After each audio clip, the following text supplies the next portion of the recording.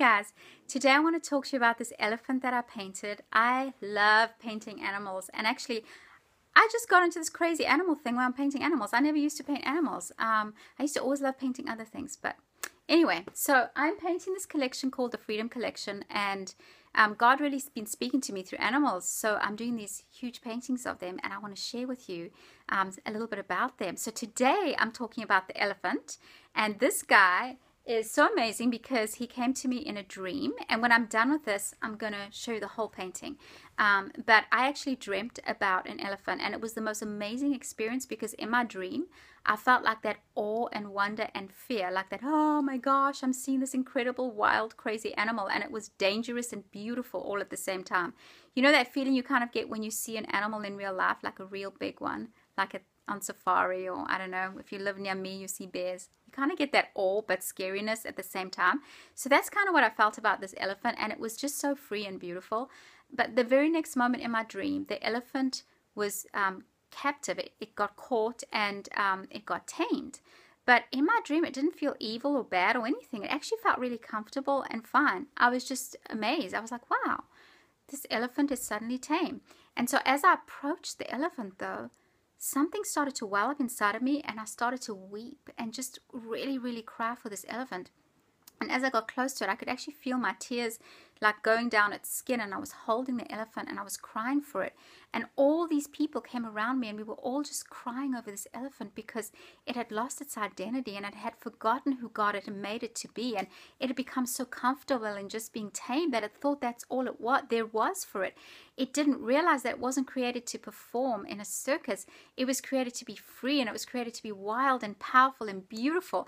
And so that is the way God created us to be. And so I just want to encourage you guys to really just find who God made you to be. Find your identity. Find who He made you to be. You know, sometimes we look for our destiny in other people and other things, and we think if I just get that person's approval, if we just do this right or that right, I'm going to get to my destiny. But really, your destiny is inside you. Like, God put that identity inside you, because in that is the key to what you're meant to do and to who you're meant to be in life.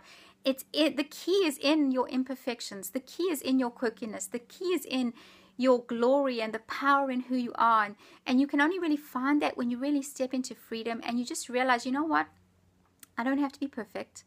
I don't have to perform for anyone. I don't have to please anyone. I can just embrace who God has made me to be and be powerful in the person that He's made me to be.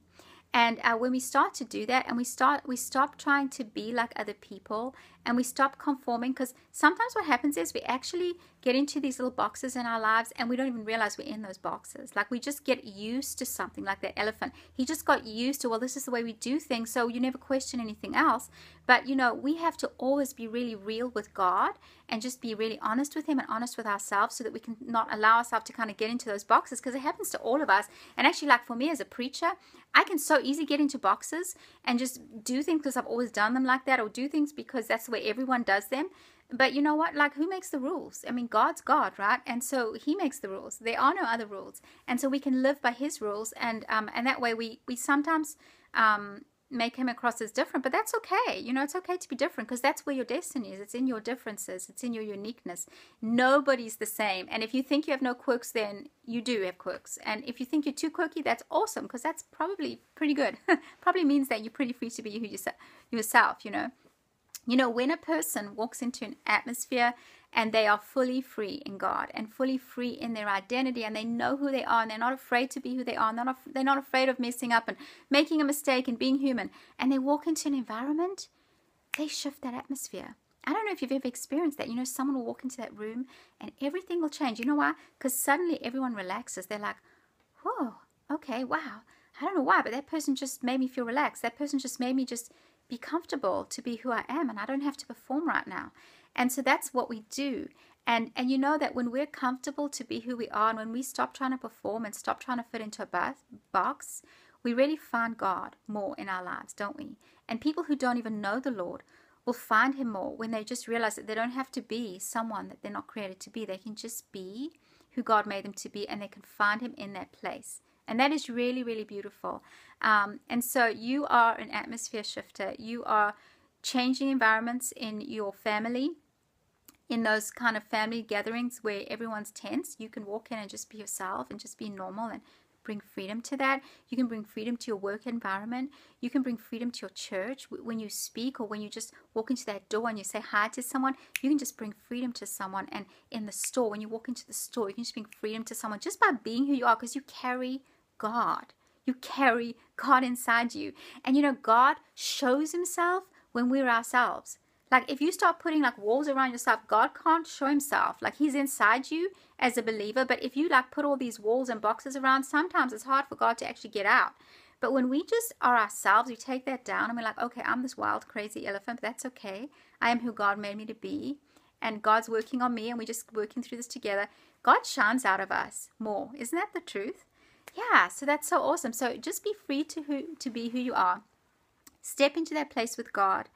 Seek him to show you what boxes you've put over your life that you don't even know about. Because I know God's been showing me things, boxes that I live in that he never made. And I don't know how. I just kind of grew into them. We can get out of those boxes. And so that's the quest we have for freedom, to be free in him. Okay, so I'm going to try and show you. Well, I want you to see his eye, first of all. Look at that eye. I just really wanted to capture the freedom, because this is the elephant and he's been restored. Like this is what, you know, in the dream, we all came around that elephant and we loved that elephant and we cried on that elephant. We loved him.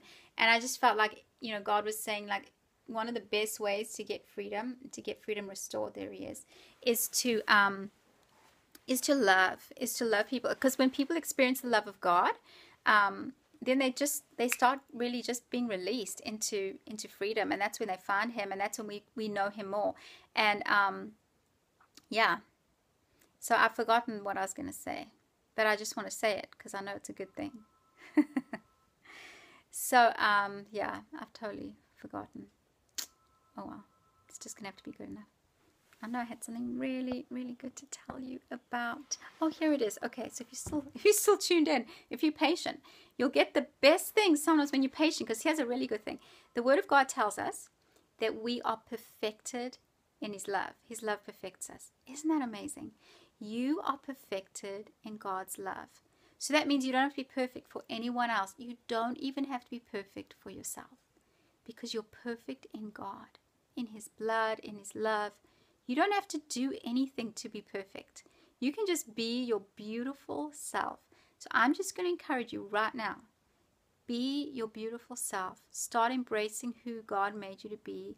Start just receiving his love more and just knowing that you are that glorious wild elephant. You may not be perfect in everyone's eyes, but you're perfected in his love, and you're growing into that perfection every single day in your earthly life. And so even though you already are perfected, you already are new creation, you are growing more and more into that in him, just like that elephant does. So God bless you guys. Have a lovely day. Bye-bye.